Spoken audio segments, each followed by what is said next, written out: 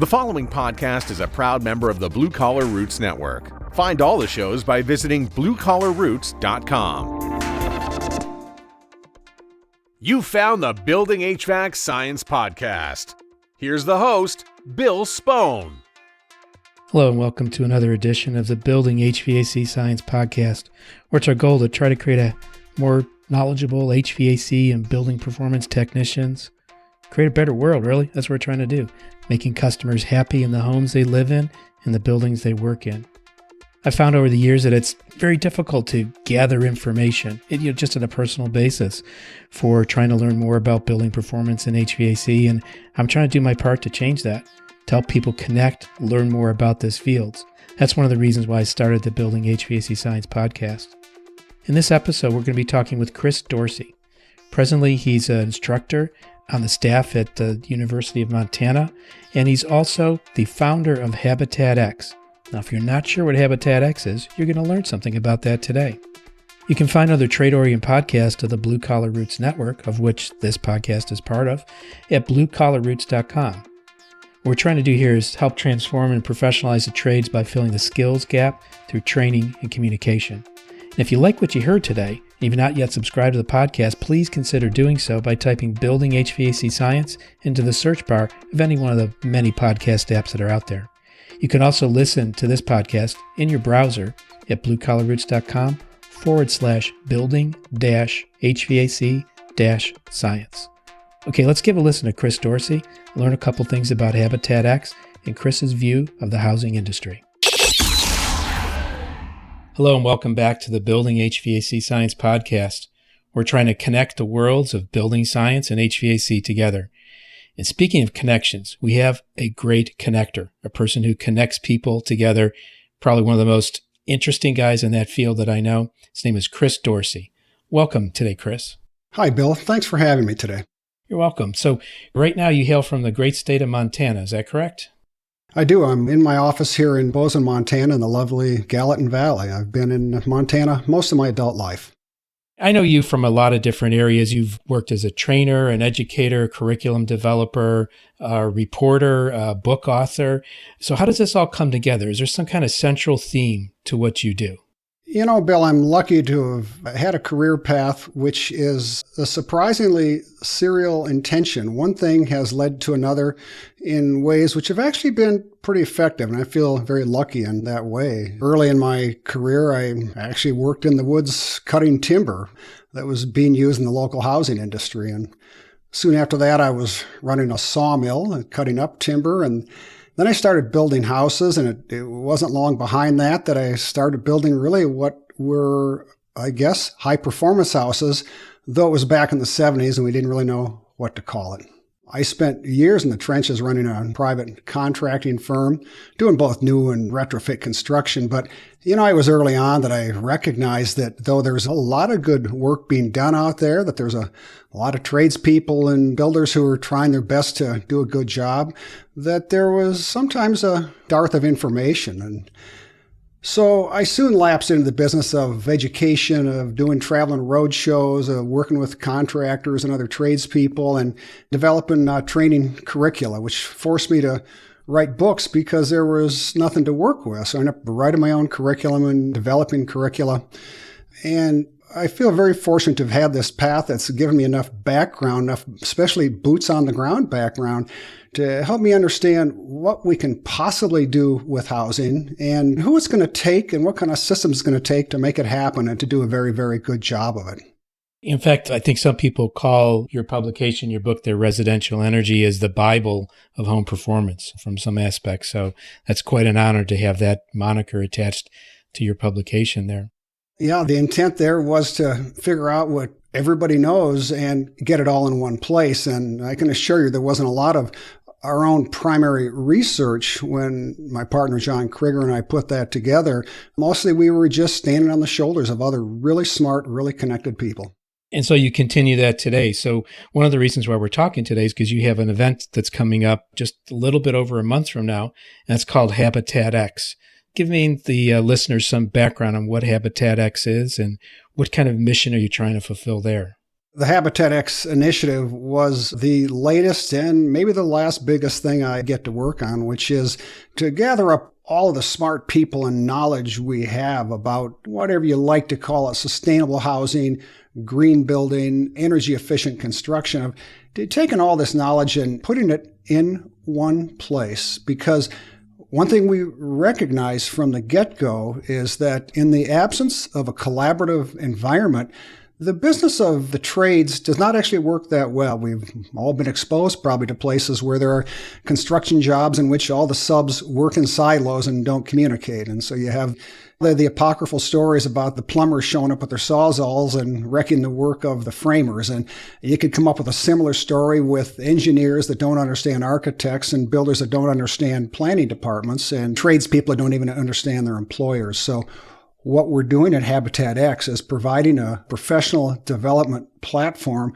where smart and connected and forward-looking people working in various aspects of the construction industry can get together with one another, gather and share their knowledge, and have the sum total of their collaboration be bigger and better than any one person or organization can do. And we've been pretty successful at it. It's a good run. We're having a good time. So HabitatX, how long has that been going on? I think this is year 7. We're speaking right now in 2018. We've been doing it for, I think, the 7th year. We've held an annual conference, and we do a lot of work around the year to help build connections among pros. But the annual conference held every summer in some fabulous location in Montana is sort of the big single event. And we're happy to be able to have pulled it off year after year. Cool. HabitatX, is that .com or .org? How would someone find it? Sure. You can find more information at habitatx.com. And we have a lot of pretty good resources there, and it does direct people to that national conference, but also to one another. And you also there's been journals created where you've kind of collected that information so people can take it away and reuse it and resource that information too. Is that correct? That's also there? I guess my publishing background is still front and center. We always have media projects going on. We always have publications going on. And in the journal this year, as in many other years, there'll be a sort of a compilation of stories and information and technical collaboration and really visions for the future for the people involved in HabitatX. And so the journal gives us a place to express that. And it's often been produced in paper, but it's pretty digital too. So we can spread it around the internet pretty easily. Cool. So people that are listening now this year in 2018 and in May when this podcast gets put out there, you'll be able to look to attend. And that's at the end of June. I think it's the 27th it starts, something like that. Yeah, this year we're doing June 27, 8, 9 at Big Sky, Montana. We always have these discussions, Bill, as you and I have had, about where's the next event going to be and should we spread them around the country and why Montana? And the simple answer is that, well, we have done some regional conferences, did a couple of them in San Francisco, did one in Kansas City a few years ago. But in the end, for this kind of annual event, the location really can be just about anywhere because what we do is essentially a place where people come and are in the room with one another for at least 3 days, and there's some shoulder activities before and after. And it might be nice if it was by some bigger airline hub, but the truth is it's not that hard to get to Montana these days. No, not really. It's quite popular, especially in the summertime and in the wintertime, of course, but summertime especially. So the kind of people that come together to collaborate there, what kind of groups of people are coming? What's the sort of the spectrum of attendees? It has evolved a lot over the years, and there's probably a whole sub-story in that, Bill. When we first started these conferences, we billed it as a trainers conference. And for a few years there, our intent really was to help those who are in the process of educating tradespeople do a better job, because we've noticed many of the trainers in the construction industry have been promoted out of the ranks. They don't come from education backgrounds. And so we had very good luck there, just moving people forward to do a better job of passing on their knowledge. But we have since then really evolved much more towards sort of personal and professional development and building what has now become really a think tank and strategic planning session. And so the people that come for these kinds of events tend to be folks who are involved in some broad version of the construction or HVAC or home performance industry. They tend to be people who are running businesses, who are managing programs, who are educators. Perhaps they're researchers. And it is one identifying characteristic of what we do that works quite well is that these days you would say it's kind of a horizontally integrated organization. There's people from all up and down, all across the spectrum among the various branches of the industry. And everybody has a single focus generally on producing decent housing. I'm building high performance housing. And so there's people there that run the whole range of actual job descriptions and titles, but all with that end of helping to build some decent housing for everybody. And you've had like the executive director of BPI and ResNet, Larry Zarker and Steve Baden, respectively there. I know they've attended. Peter Trost with Energy Circle, who does marketing for the home performance industry. Susan Davison, who does done work with utility programs in California.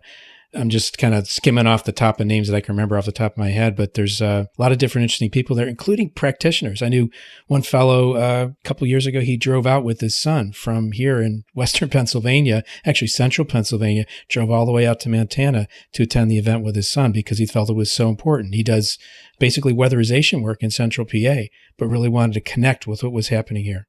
Yeah, and almost without exclusion, the feedback we get from people that attend this event is that it was a profession changer for them. And so I think that the people who are working in the trenches can get plenty of juice out of this. And the people who are running the big budgets, they get something out of it too. And part of that is that sort of cross collaboration that happens. There's room for everybody. I mean, I think there is really a sort of a ground zero story that really describes why HabitatX exists. And it's why this broad range of people can actually find value and return year after year. And that was that years ago, I was at a big, respected, well-attended home performance conference. And I was sitting in the back of the room as a presenter talked about ventilation and how that works. And as you and I know, you can dive in pretty deep. People have spent whole careers trying to understand and figure out how ventilation can and cannot work in residential structures. But I heard behind me that, I guess, murmuring going on. And it was people who were respectfully and quietly sort of questioning some of what the presenter had to say, and in some cases just lending some context. And we've all heard this. It's the version of, well, yes, but. And because the devil's in the details in this world, right? And finally, that discussion moved out to the hallway when the session was over. And the presenter looked around and said at the end of the session, any questions? And nobody had any. And then I watched as about 10 or 15 people moved out to the hallway, and the discussion went on for another hour. And it was relevant. It was potent. It was full of real case studies, real jobs, and that people walked away from that hallway discussion and had a better idea of what they wanted to do with ventilation, who to talk to learn more about it, and what kind of materials and methods to use. And I looked at that, or I thought, oh my God, all the good stuff is happening in the back of the room and in the hall. And in defense of the presenter, he had plenty of good information, but it was about sort of the format and the personal communication that had to happen. And I realized that what we could use would be a conference, a strategic planning event where that kind of collaboration happens minute by minute over a period of days. And part of what makes that happen is that individuals have access to other professionals they wouldn't get otherwise. So I think that's the value of HabitatX, is having that hallway discussion happen right there in the classroom, right there in the conference room. I think there's aspects of the conference where you kind of perform this, I call it magic, where you extract information and actually adjust the agenda dynamically. I know certain parts of the agenda are left open, and it's a totally unconference. If you've been to a lot of conferences before, you'll come back from this one thinking it's not the same thing at all. Well, and we try to pass that type of thought process, that type of analysis and synergy of knowledge. We try to pass that method on to everybody else either. It's great to have a moderator who can do that, but we really hope that when people go away, they can do that too. It makes us all better collaborators. It makes us all better professionals. No secrets. Let's go back a little bit, and you talked about the 1970s high-performance home. What does that look like in contrast to today's, to the almost 2020 high-performance home, nearly 50 years later? Holy cow. Yeah, it's been 40 years, Bill. I was forced into that early high-performance housing by a couple of engineers who were building structures and knew that their contractors could do better than they had been. At the time, this was during the first energy crisis, and that version of performance was geared strictly on energy. It was about keeping this house from sucking up so much gas and electricity. And I was fortunate to be mentored by engineers at that time who had the ability to do that. Now, in this day and age, when I look back at that, I don't think I've signed any non-disclosure agreements on this, but when I look back at the housing, at the structures we were putting up then, I would say they were pretty good, but not perfect. All right. We didn't really have all the information we had right now. And like some practitioners, we got so focused on energy that we were ignoring some of the other aspects, which are now just front and center. I heard you say the other day that you try to follow this plan of CHE, this C-H-E, which is about comfort, health, and energy, C-H-E. And I noted that, well, E is the third one on that list. We could also add safety and durability and resale value to that. At this day and age in 2018, we're really committed to look at all of those things. And yeah, I did that 70s 2x6 wood frame type structure. Is that a predecessor to what we're doing? Sure thing. But have we improved it?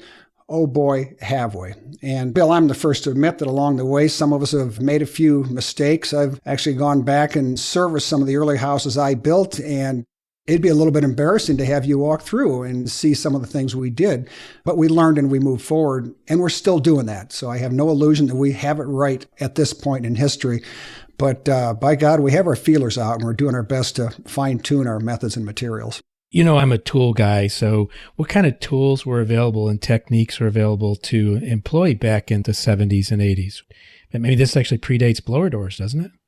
So there was little diagnostic work that went on, and some listeners may recognize that that was the point of inflection. It didn't happen until the 80s and early 90s when we actually brought measurement science into the construction field. So measurement science at that time was much more of a laboratory thing. It was something you did in research institutions, something you learn about in college if you did that.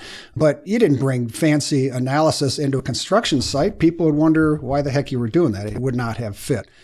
So we had simply eyes and ears and perceptions. It wasn't until the mid-'80s that some of us actually hand-built blower doors or found blower doors to test the shell. So we could learn, for example, that caulking doesn't do any good, doesn't actually seal up the house. And we could start looking for bypasses, would be one good example. We had HVAC contractors who were showing up and using rule of thumb, which we didn't really know at the time was not good enough when it came to sizing combustion appliances and compressor-based equipment. So the science really didn't come till later. And when it did give us a chance then to look back and see what we had done and analyze it and make improvements. And it has been a process of continual improvement ever since. Excellent. I mean, the eyes and the ears can take you a very long way, of course, and they're still very important today to use your brain, your eyes, your ears, your five senses. But then to add to that, diagnostic information is very important, as well as being properly trained with that. What are some of the other programs? Is the main focus of your work HabitatX? Are you doing any other related activities or side projects?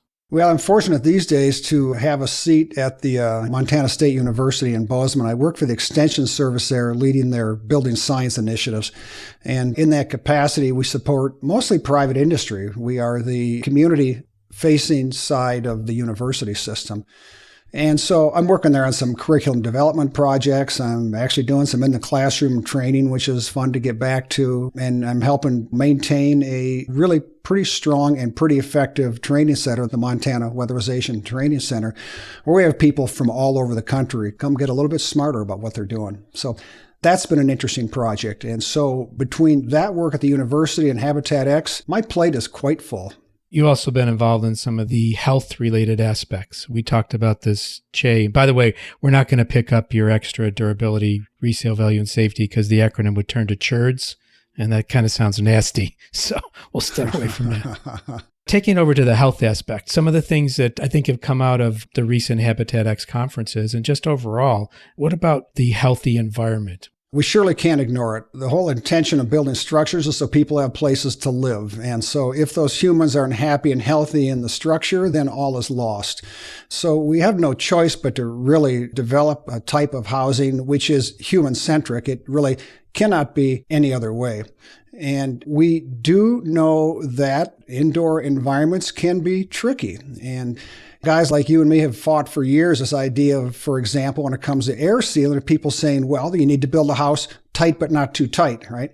Whatever that means. Mm-hmm. And so there is that instinct there, and there has been for a generation now, that says that, well, if we have environmental problems or health problems or indoor air quality problems in a house, it's because of that darn efficient construction.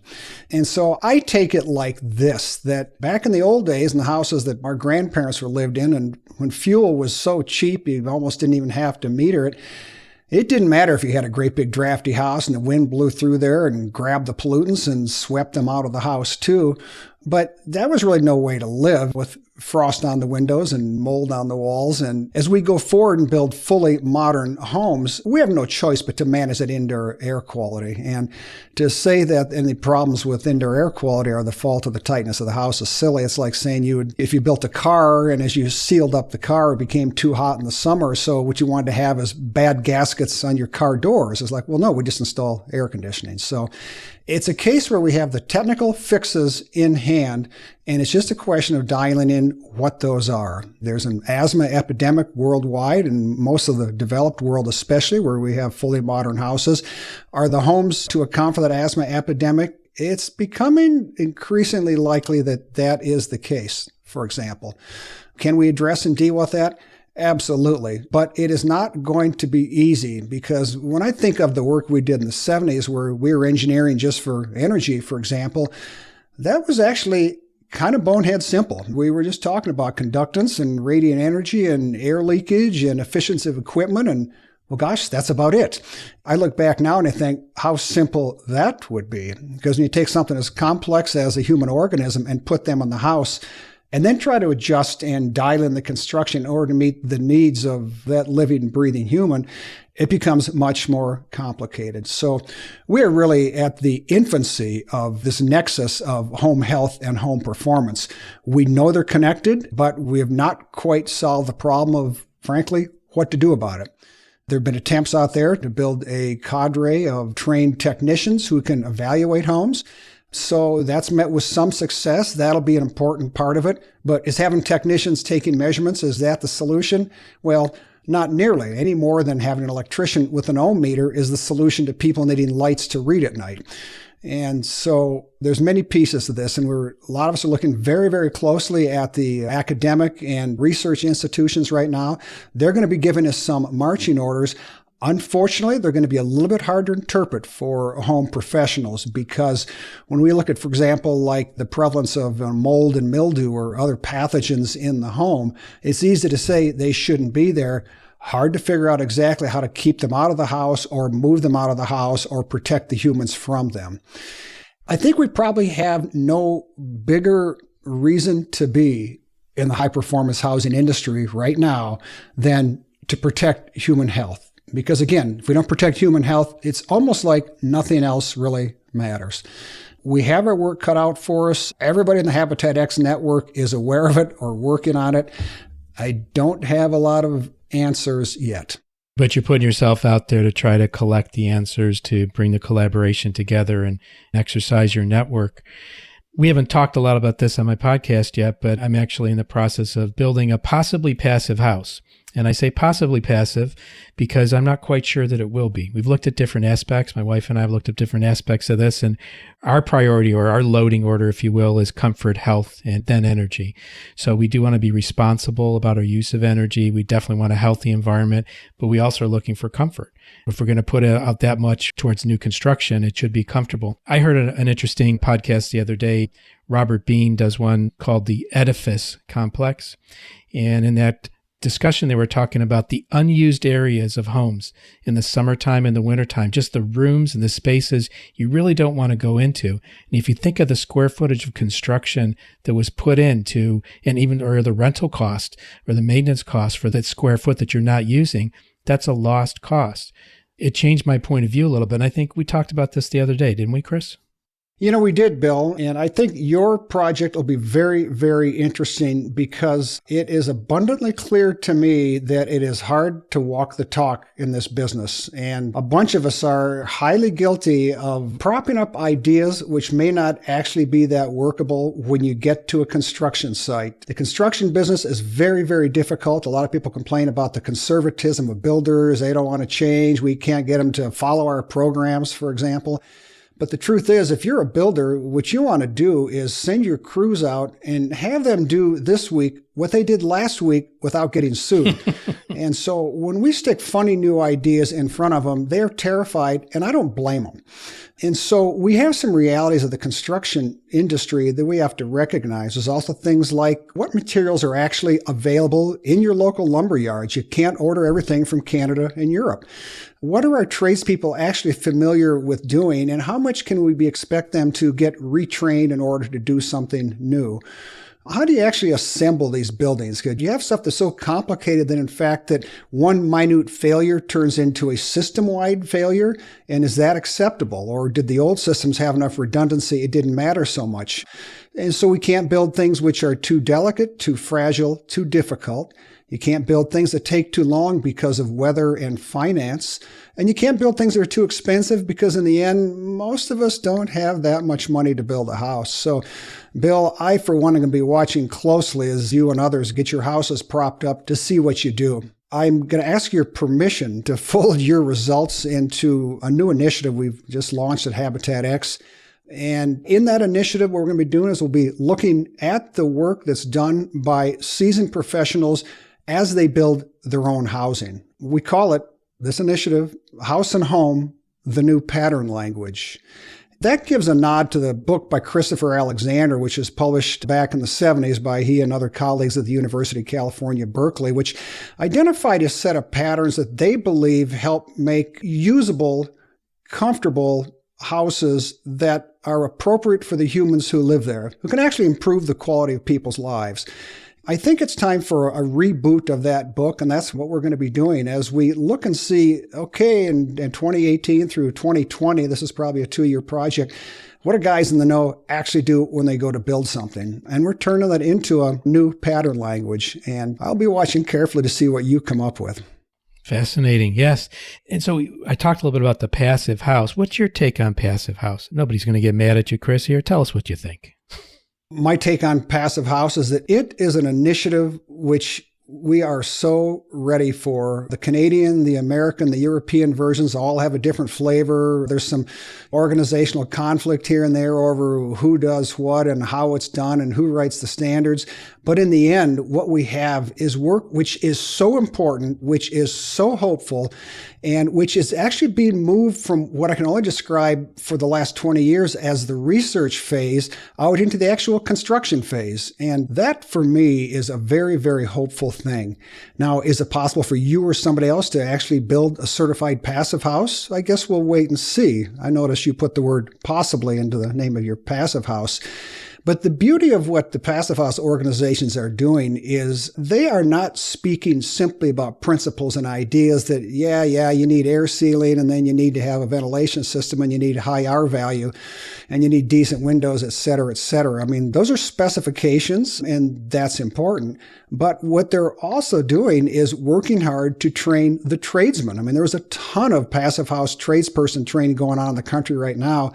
And there's no reason that those tradesmen and their employers and building contractors and architects and designers and engineers can't cherry pick what is learned from the passive house research projects. And so if one can build a house that uses 20% of what the passive house experts know, then I think you've got to win. I'm of the mode that we have to take whatever progress we can make. And I really do believe, Bill, that when it comes to the construction industry, that I don't think there's actually room, nor will it work, to have some brand new types of tradesmen sort of injected into the industry. And I think the idea of a third-party consultant that comes in and tells builders what to do ain't going to work. I really think if you want to see how things are being built and actually affect change, you drive to any small town in America and then look and see at 6 or 7 o'clock in the morning, where are the pickup trucks parked? because those men and women are having breakfast and coffee together, and they're the ones that are going to work together throughout the day in building the next generation of housing. And I think that to whatever extent we can get passive house standards and other high-performance housing standards integrated into the existing set of trades, the more luck we're going to have. And so can you expect the average ABC construction company to start next year and build some passive houses? I don't think that's going to happen. I've seen some that have tried it cold turkey, and the learning curve is too steep. But they get some education and head that direction. Absolutely. And so I have a lot of hope for Passive House because I believe it is a research level initiative over 40 years old now, which is finally getting moved out into the general construction trades. And I applaud that. I've heard about it for quite a while, and as I have this personal connection to almost a need to know, I've seen it as being a huge influencer. And like you said, there's passive house training. There's actually that happening here in Pennsylvania. I know the guy that was sent to Austria to learn at the Passive House Institute to be able to train the tradespeople. It's starting to get personal, if you will. And I'm actually thinking that might be the title of one of my future podcasts, to talk about sort of how building performance has gotten personal for me. One of the other aspects is there's the field-built homes, and then there's factory-built construction, factory-built homes. What's your take on that? Have you worked in that area, or is there anything going on at Bozeman to relate to that? The closest most of us have come to factory-built houses are the things we call mobile homes or manufactured homes. I don't think it's a real good analog for the future, though, because those are really designed to be the least expensive houses out there.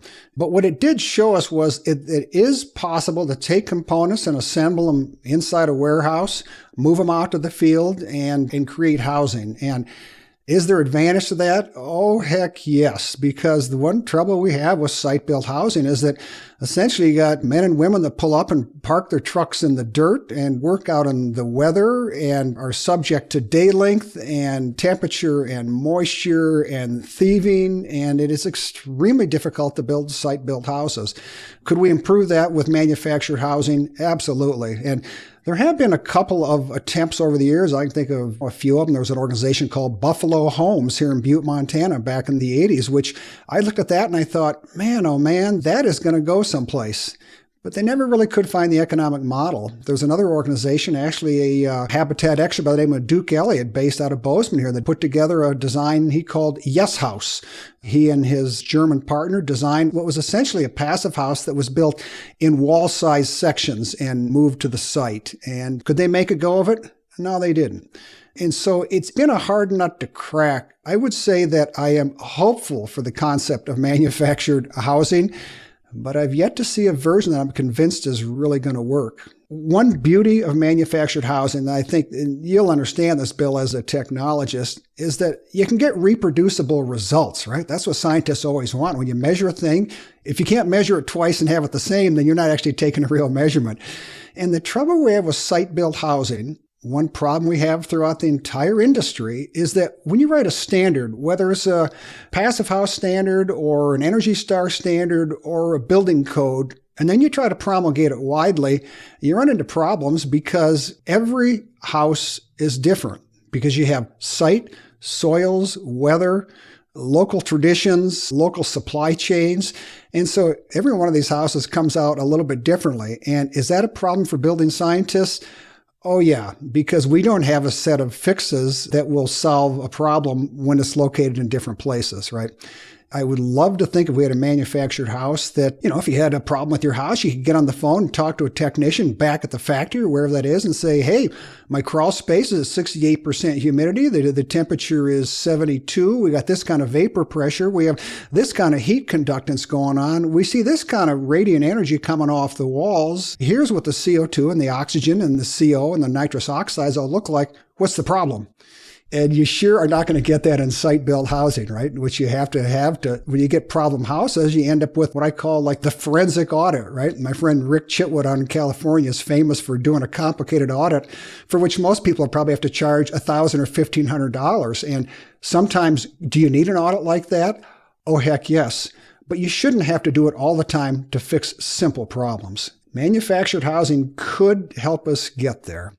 There's actually a group here in our area here in Western Pennsylvania called EcoCraft Homes, and we got a chance to tour in a city neighborhood. They put up, I wouldn't call them passive houses, but they're modular or factory built homes that were very airtight, very low load, like a 30,000 BTU furnace for like a 1,200 square foot in Pennsylvania climate. So very interesting. And if people there care to look at the website, it'll kind of stimulate your thinking. So people are actually starting to walk this path that Chris is speaking about. And the other interesting aspect is, and I really got to do this, there's supposedly like 4 or 5 or 6 manufacturers all in the same area of northwestern Pennsylvania that are building factory-built homes.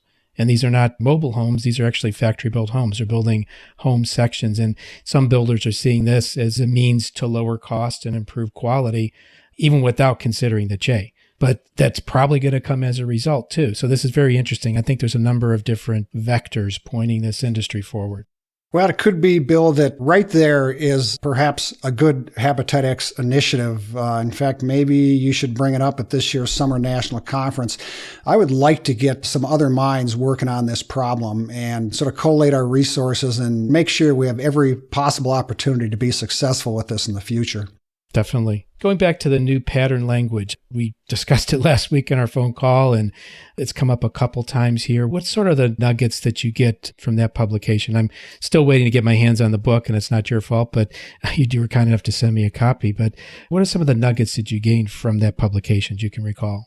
An interesting part about the work that Alexander and his colleagues put together was that it really recognizes real human needs and requirements in a home. And I think about the comment you made about another practitioner saying, gee, if the space is wasted, then that's space you paid for or you're renting that you don't need. And when I think of guys like us, we'd pull out an 80% furnace in a heartbeat and trade it for a 90% furnace to get that kind of gain.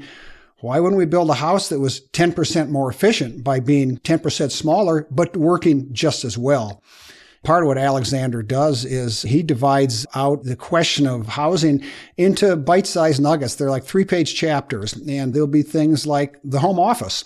And he'll point out that everybody needs a home office of some kind. And if you have mail, which is laying on the kitchen counter every day so you can't cook dinner, then that's a sure sign that you need a home office someplace else. There needs to be someplace to catch the mail. There needs to be someplace to catch the homework, for example. And it sort of recognizes the flow of paper through a house. And if you get it right, you can do it in a smaller space. And after all, small is high performance.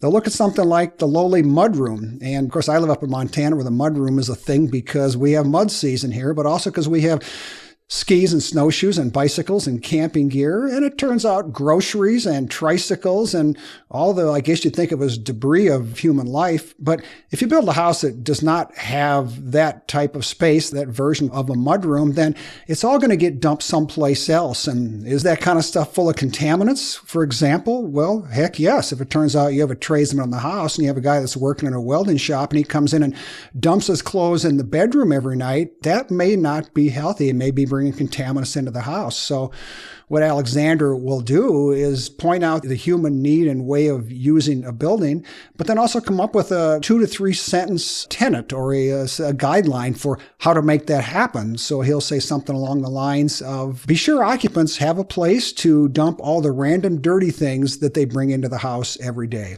Or over on the performance side, there's a discussion in there about equipment, right? And they'll discuss a thing that we know, which is that people, most occupants, frankly, are a little estranged from the equipment in their house. They don't know what it is. They don't know where it is. I mean, I have friends that moved into a house that couldn't actually find their furnace or water heater, right?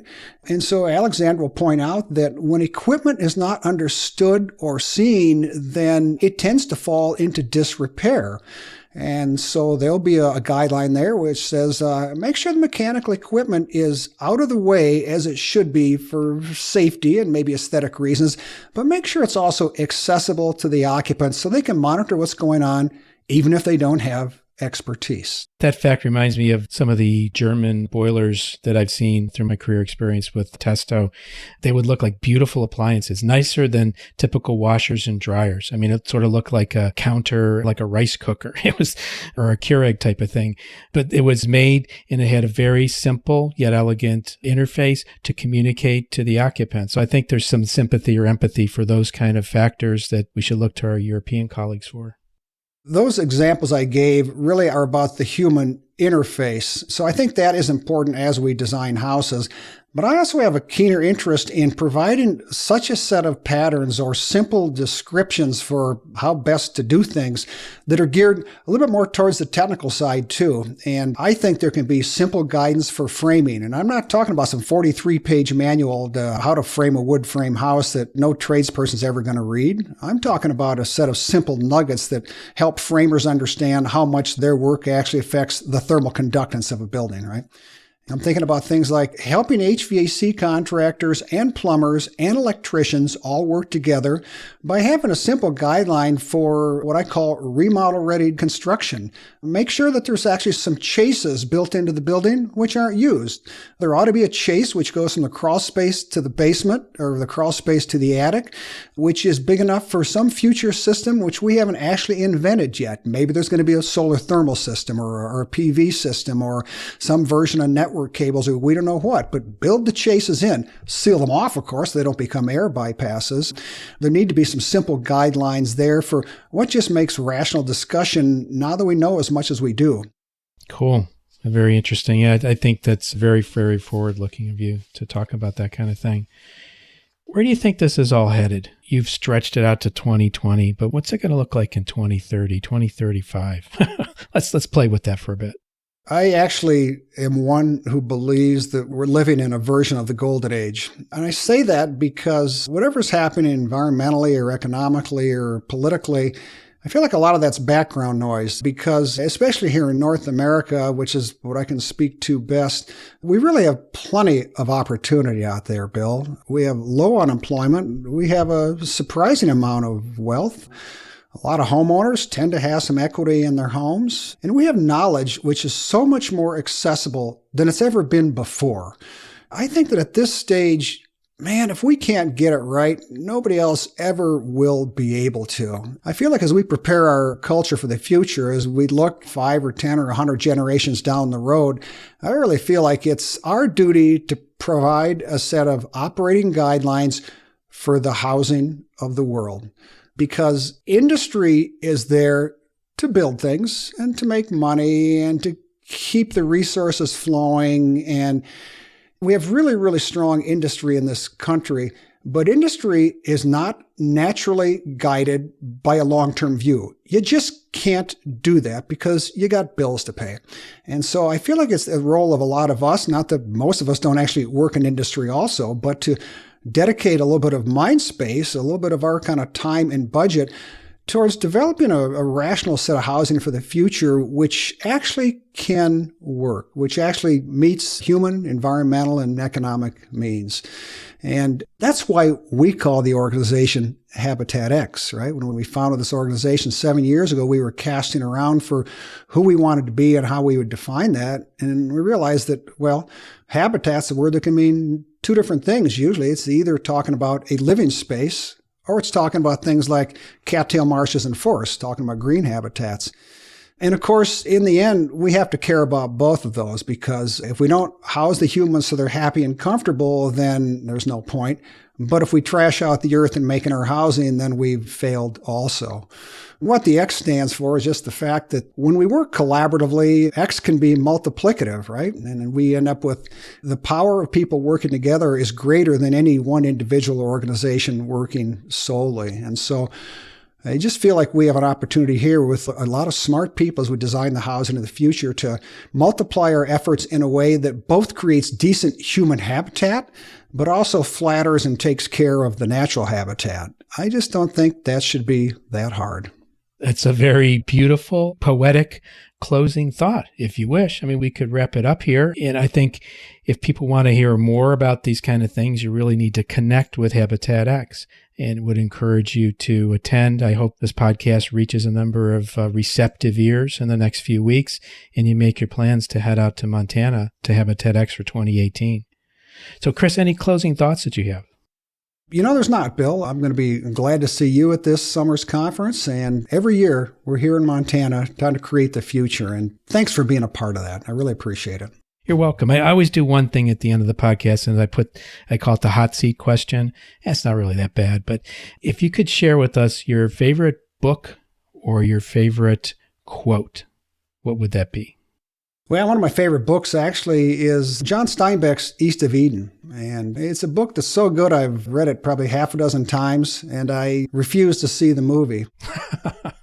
Because Steinbeck has built such beautiful word pictures. And it's a story about families doing what families do, but attempting to build a decent family life for everybody. And in that book, there's a fellow by the name of Samuel Hamilton, and he's a family friend. And Hamilton is one of these guys who's based in the Salinas Valley in 1920 or so. And like a lot of us, has a shop that's bigger than his house.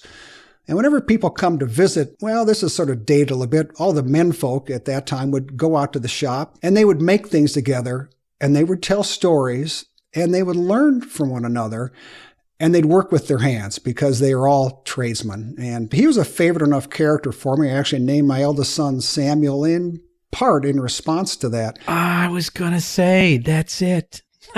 But what I really valued about Samuel Hamilton in that book, East of Eden, was that he created such great respect for people that work with their hands. And so that respect for and sort of defense of the common tradespeople has been a thread which has run through my life for my entire career, really. And so as we talk about sustainable housing, we can't do anything without the men and women who load their tools up in trucks and vans and go out and do a hard job every single day.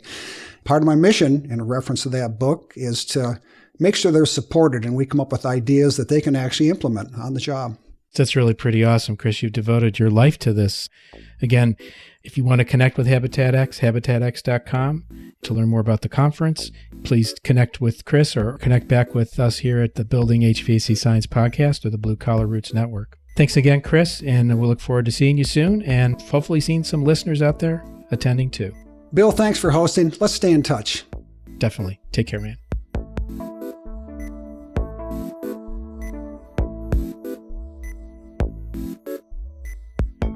Now, that was a very interesting episode.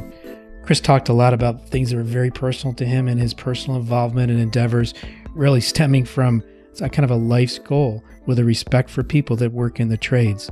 So anyone listening in the trades should get a good feeling from what Chris has to say and what Chris is actually trying to do to change the world in his own way. If you want to keep up with other things that I find interesting, you can follow the Building HVAC Science group on Facebook just by typing in Building HVAC Science into the Facebook search bar. If you're interested in becoming a sponsor of the Building HVAC Science podcast, please drop an email to me at bill_Spohn, S-P-O-H-N, at bluecollarroots.com. We usually close with a quote for the day, but I think I'm just going to paraphrase here what Chris Dorsi spoke about, and that was the definition of HabitatX. Habitats, places where living creatures live and thrive, and the X, the multiplier. If you want to become part of this movement and help where people live, work, and become a multiplier, considering getting involved with HabitatX. As always, we thank you for listening to the Building HVAC Science podcast, and please subscribe if you haven't done so already. You can just type in Building HVAC Science into the search bar of any popular podcast app. That'll really help our ratings too by getting subscriptions out there. If you want to reach out and have any questions for us, you can always reach out at bill_Spohn at bluecollarroots.com. Again, thank you for listening today, and we look forward to having you back next time.